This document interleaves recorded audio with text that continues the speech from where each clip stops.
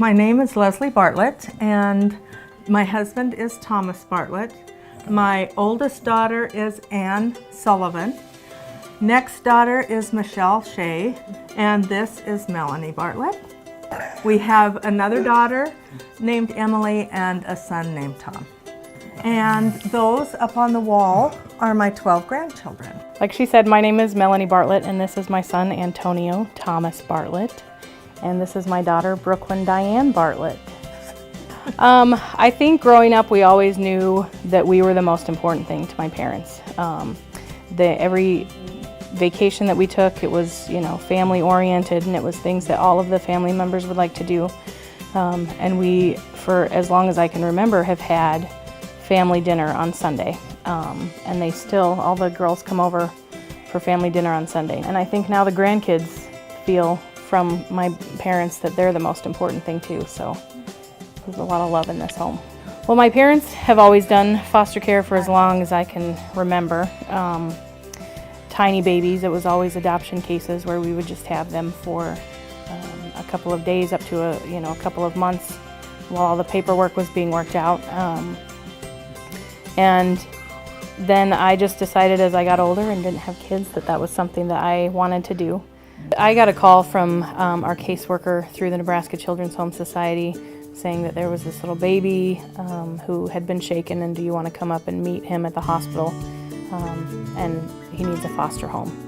And of course, hearing that there's this shaken baby, your heart just sinks, and you want to help. But as a single mom, also deciding to take in a baby with all of these special needs was hard. But when I first walked in the room and met him, it went beyond that, just feeling sorry for him and his situation, and it went far beyond that to, this is my son, he's mine, and he's supposed to be with me.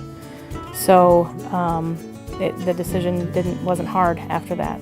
I think the week after we adopted him, you couldn't knock the smile off my face. Like, we were just on cloud nine. And sometimes I still look at him and I can't believe that he's mine and he gets to stay forever. So, well, Brooklyn came home. We got her right from the hospital when she was 2 days old. So that was in October of 2010. And then I adopted her in October of 2012.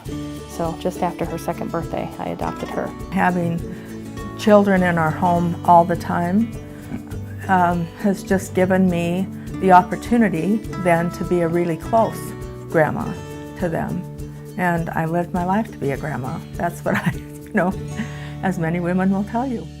10 years ago, actually this month, Tom had an acute brainstem stroke, and we didn't think for a long time that he would live. And then we were told not to bring him home, and none of that happened because I was told to go find a nursing home for him, and I just couldn't do that. He's lived in his home for all this time. Yes, we still have lots of challenges every day, but we're a family and we stick together. You go through life and you expect that in your 50s, I was in my 50s, that there would be different things happening in your life. And now, for a quarter of our marriage, I've been my husband's caregiver.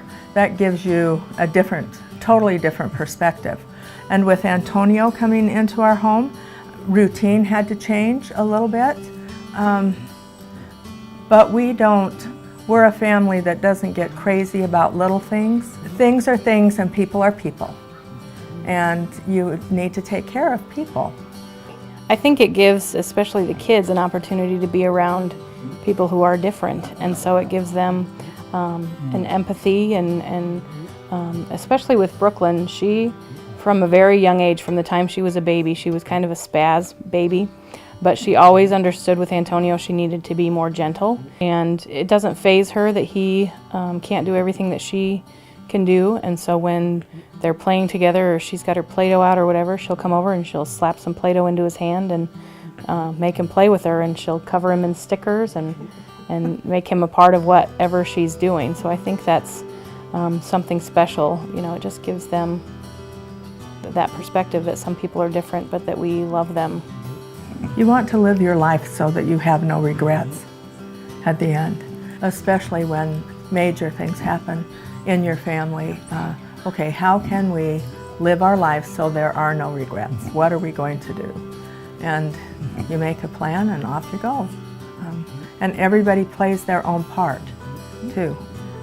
All of my children are very different people, and that's a good thing, but they can each play a part in our family.